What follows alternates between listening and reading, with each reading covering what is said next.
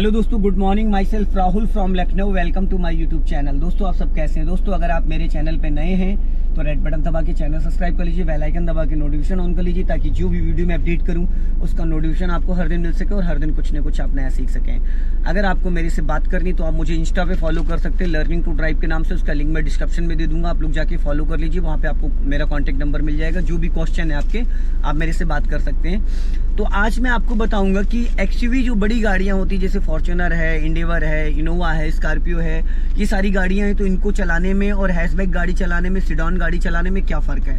बहुत सारे नए बिगनर होते हैं, नए लोग होते हैं जो नए नए कार सीखे होते हैं, उनको लगता है कि बड़ी गाड़ी चलाना टफ है, पर ऐसा नहीं है। तो आज मैं आपको 3 से 5 पॉइंट बताऊंगा, बहुत सटीक पॉइंट बताऊंगा, जिससे कि आप फॉर्च्यूनर जैसी, इंडिवर जैसी गाड़ी इशारों पे दौड़ाएंगे। क्योंकि मेरा मानना जो है, मेरा जो एक्सपीरियंस है वो ये कहता है कि बड़ी गाड़ी चलाना आसान है और छोटी गाड़ी चलाना टफ है।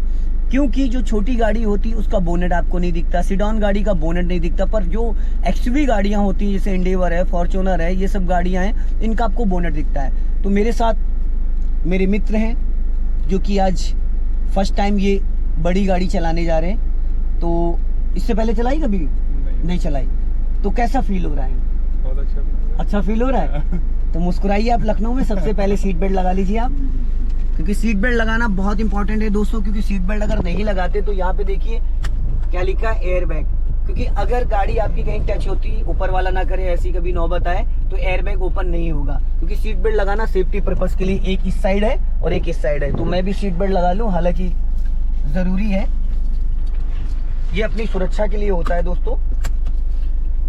तो अभी इसका जो इंजन है दोस्तों, वो लगभग करीब 2900 सीसी का है, करीब 3000 समथिंग सीसी का है। क्योंकि ये ओल्ड वाली फॉर्च्यूनर है और इसकी जो लंबाई है वो करीब 16 फीट है, 16 फीट लंबाई है इसकी। और इसकी जो चौड़ाई है, इस पिलर से इस पिलर की जो चौड़ाई है वो 6 फीट है और 1.5 फीट इसका लेफ्ट वाला ORV बाहर निकला है, 1.5 फीट ये। तो 1.5 3 फीट ये हो गया और 6 करीब 10 फीट के आसपास, 9 से 10 फीट चौड़ी ये गाड़ी है। जहाँ पे अभी ये बैठे हैं, यहाँ से इसका जो बोनेट है वो करीब 9 फीट समथिंग आगे है। इनकी ड्राइविंग सीट से लेके और इसकी जो नेम प्लेट लगी हुई है वो 9 फीट है। और इसी तरीके से अगर आप पीछे देखेंगे तो पीछे भी देखिए कितनी जबरदस्त है। इसी के अंदर कबड्डी खेल सकते हैं आप, इतनी लंबी गाड़ी है।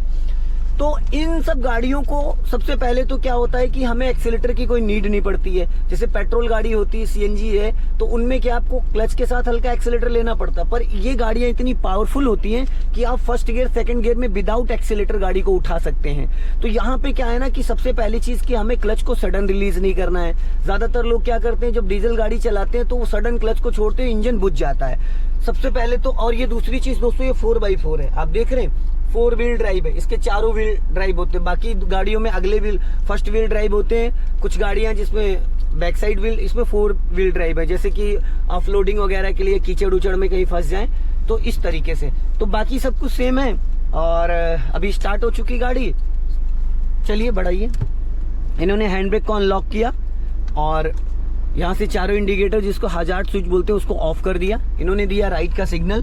राइट का सिग्नल देना इसलिए जरूरी है क्योंकि राइट साइड से अगर कोई व्हीकल आ रहा है तो वो कंफर्म हो जाए, उसको ये क्लियर हो जाए कि ये गाड़ी वापस बढ़ नहीं जा रही है। और डीजल गाड़ी में दोस्तों एक चीज मैं आपको बताऊं, डीजल गाड़ी में अगर आप क्लच पूरा यूज नहीं करते हैं ना, तो फिर क्लच प्लेटें बहुत जल्दी खराब हो जाती है। इस चीज का हमेशा ध्यान रखिएगा कि जब भी आप कार ड्राइव करें तो क्लच का ज्यादा से ज्यादा यूज करें। जैसे कि कुछ लोग हाफ क्लच पे गाड़ी को उठा लेते हैं, कुछ लोग फुल क्लच नहीं दबाते।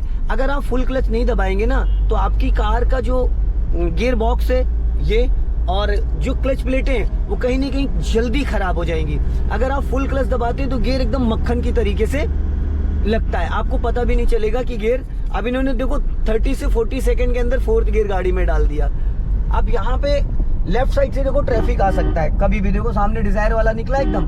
तो ऐसी कंडीशन में क्या है ना, हमें लॉन्ग हॉर्न देना होता है कि अचानक लोग लेफ्ट या राइट से आ सकते हैं। और एक चीज, जैसे कि अभी आपने 4th गियर से 3rd गियर किया था, है ना, और गियर चेंज करते वक्त जैसे हम गियर चेंज करते तो उस टाइम हमें इसकी स्पीड भी डाउन करनी होती है। जैसे हमने कोई भी गियर डाउन किया है तो उसके साथ साथ हमें इसकी स्पीड भी डाउन करनी होती है।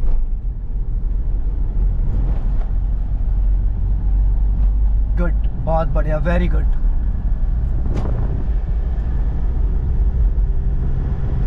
स्पीड को थोड़ा कंट्रोल करके,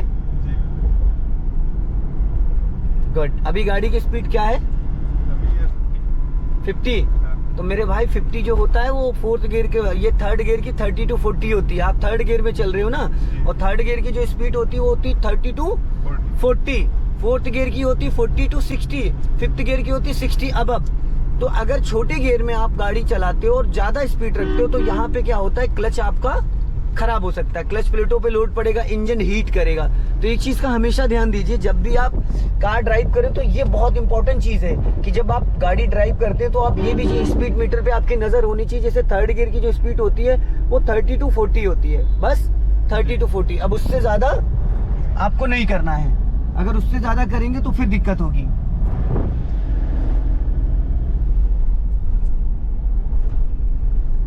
अपने राइट वाले ORVM को रिकॉल करते रहना है, लेफ्ट वाले ORVM को रिकॉल करते रहना, ताकि आपको ये पता चलता रहे कि आपके लेफ्ट और राइट में क्या चल रहा है।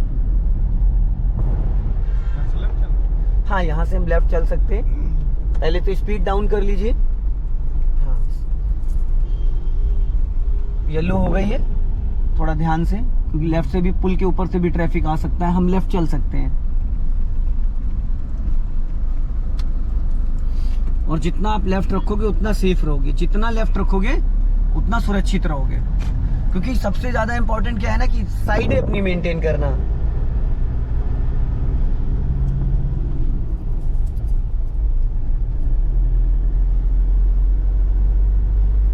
अब जो राइट वाली, और एक चीज ये जो आप हाथ रखे हो, कहाँ रखे हो? पट पे, वहां मत रखो हाथ। हाथ या तो आपका होना चाहिए गियर लीवर पे या होना चाहिए स्टीयरिंग पे, समझ गए?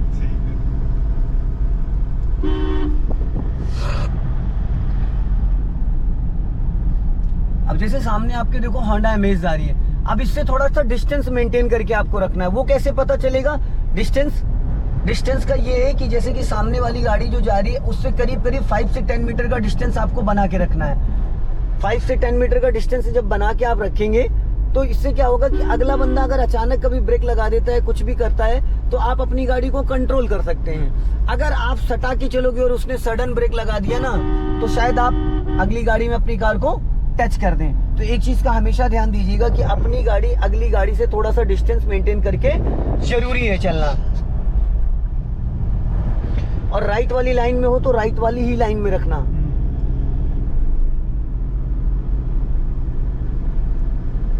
वेरी गुड, बहुत बढ़िया। थोड़ा स्पीड का ध्यान रखना। हाँ, अब यहाँ पे रेड लाइट आ रही है, रेड लाइट पे थोड़ा सा इसको स्लो कर लेना। हाँ गुड, क्योंकि रेड लाइट हो रखी है तो गाड़ी रोक लेना जेब्रा क्रॉसिंग से पहले। बस यहीं पे, यहाँ पे देखो एक जेब्रा क्रॉसिंग होता है, अगर आप जेब्रा क्रॉसिंग क्रॉस कर जाते हो ना तो कहीं ना कहीं फिर फाइन हो जाता है। और सामने देखो कैमरे लगे हैं, तो आपको कुछ करने की जरूरत ही नहीं है, ऑटोमेटिक आपकी कार की पिक खींच के और फाइन आ जाएगा।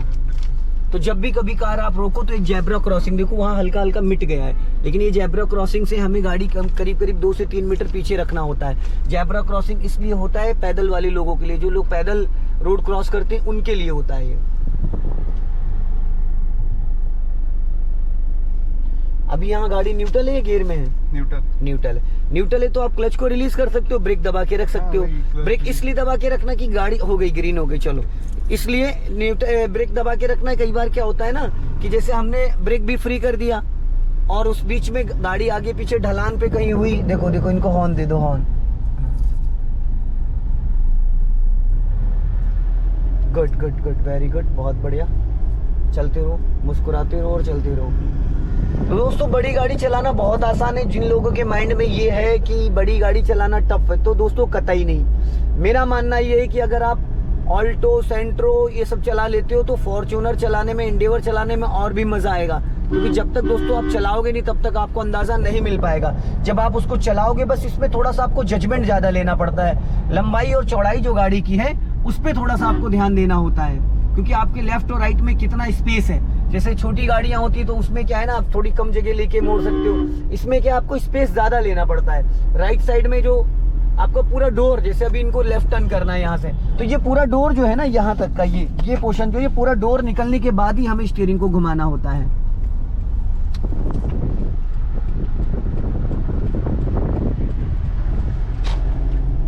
और अगर स्पीड ज्यादा और क्लच आपने रिलीज कर दिया ना तो इंजन साउंड करेगा।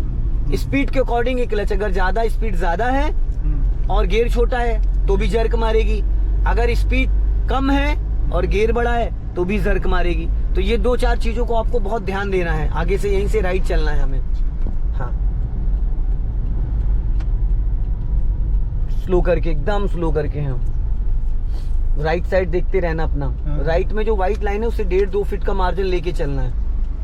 और गाड़ी अभी साइड में रोकना है। जो ये डंपर है, इस डंपर के जस्ट बगल में गाड़ी रोकना है, थोड़ा साइड में। या तो आगे थोड़ा और बढ़ा लेना, पुल चढ़ने से पहले रोक लेना, मतलब पुल जहाँ से स्टार्ट हो रहा है